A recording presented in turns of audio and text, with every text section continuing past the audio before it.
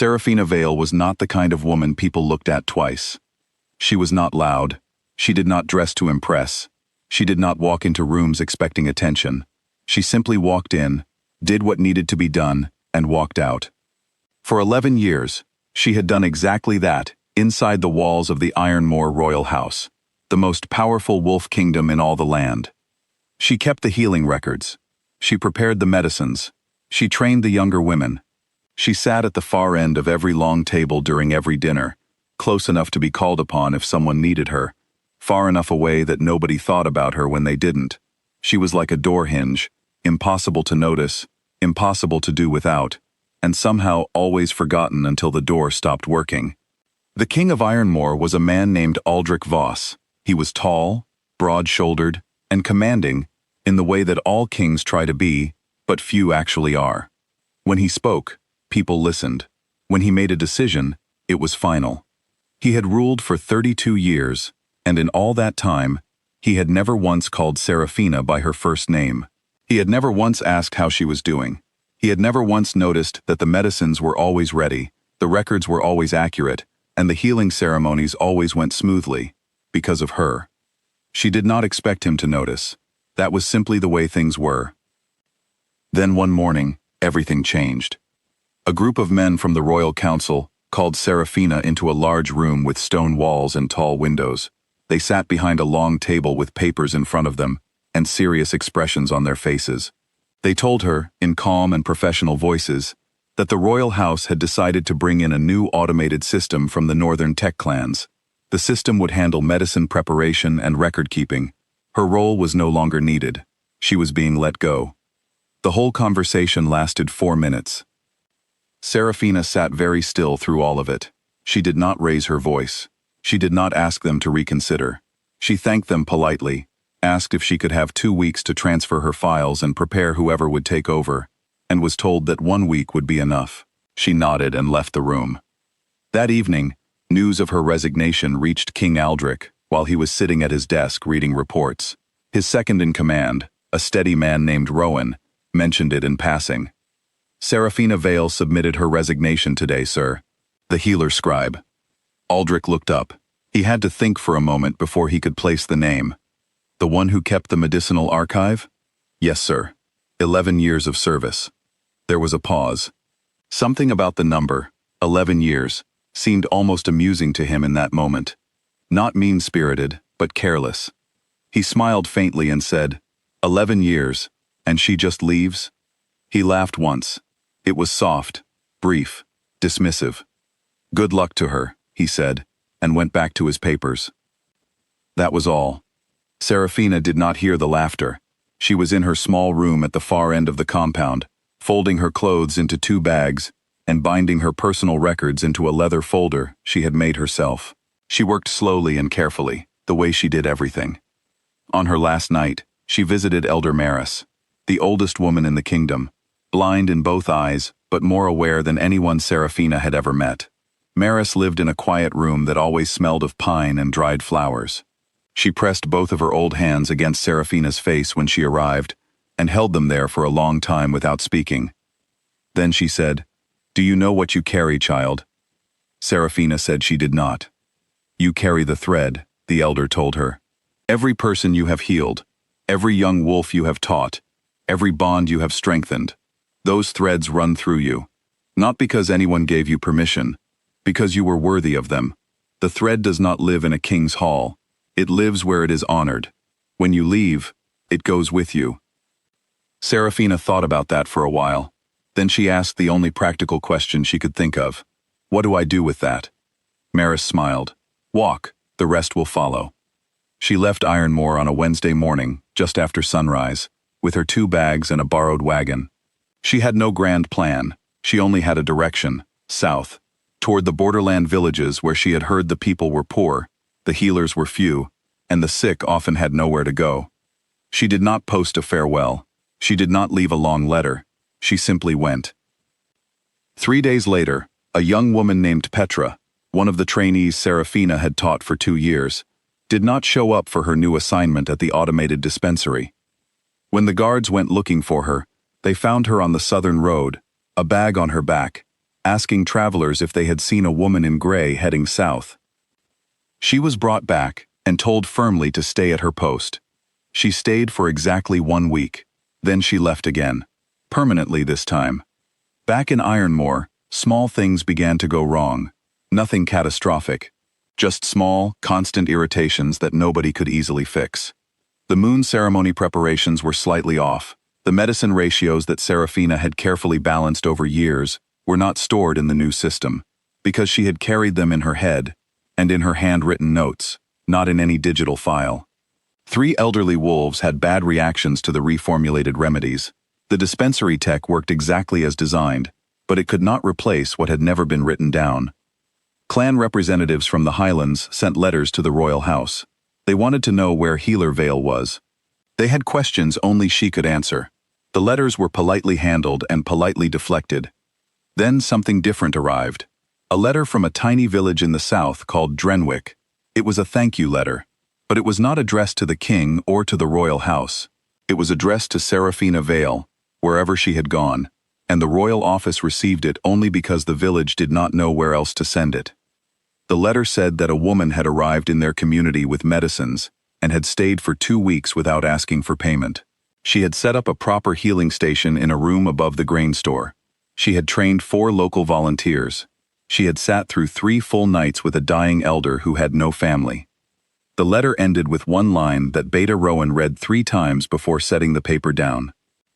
She is the most capable person we have ever received from the Ironmoor Kingdom, and we want to make sure the king knows what he sent us.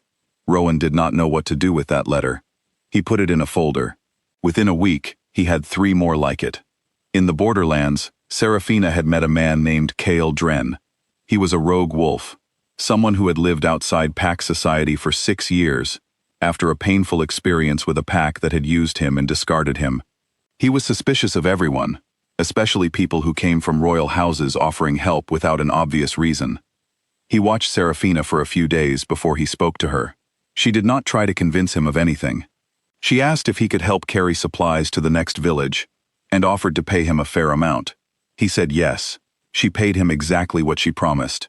When she noticed the wound on his shoulder that he had been ignoring for weeks, she did not make a big deal of it. She simply asked if he would like her to look at it. He said yes. She cleaned and wrapped it without a single comment about how long he had left it untreated.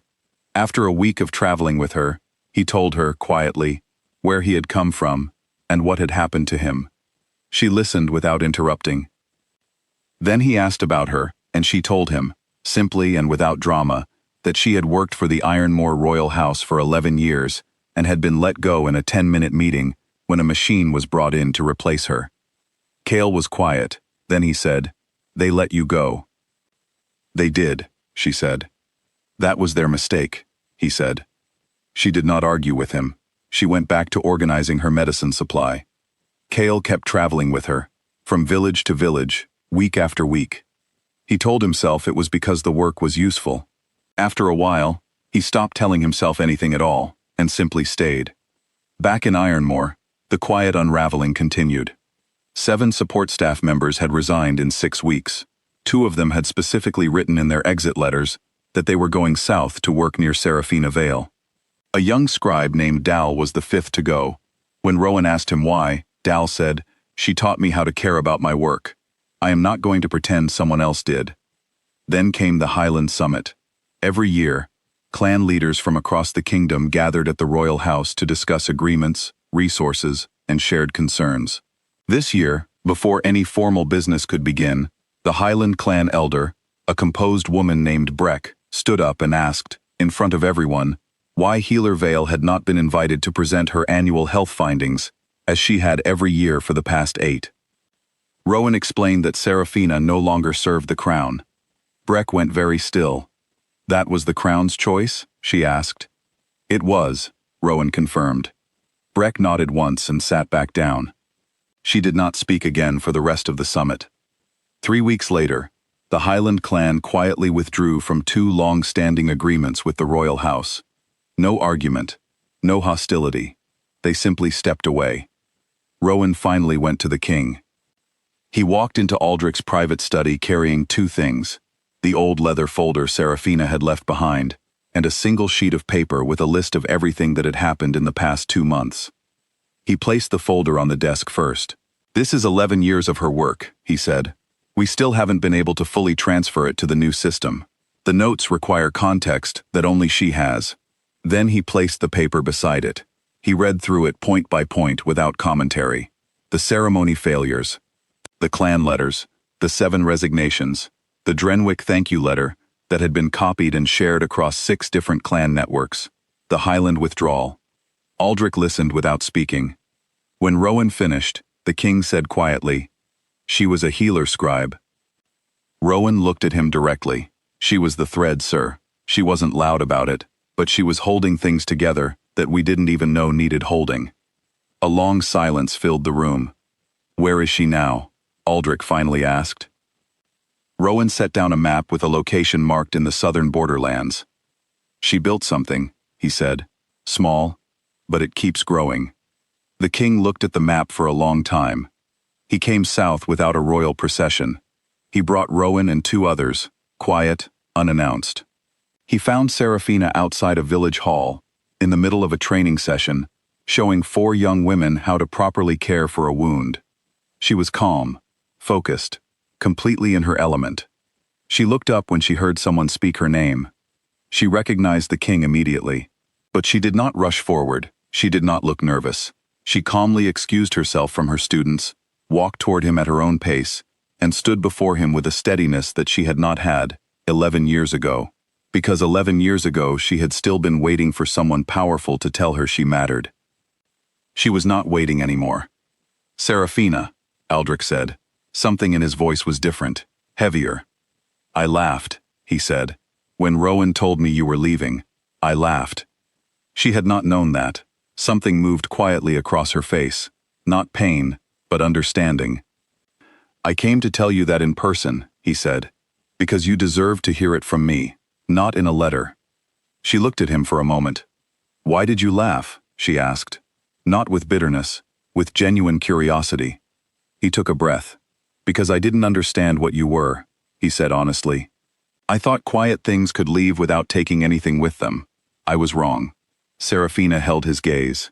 Around them, the late afternoon light was warm and low across the open fields. "What is it you want, Aldrich?" she asked. The use of his name without his title surprised him. But it was not disrespectful.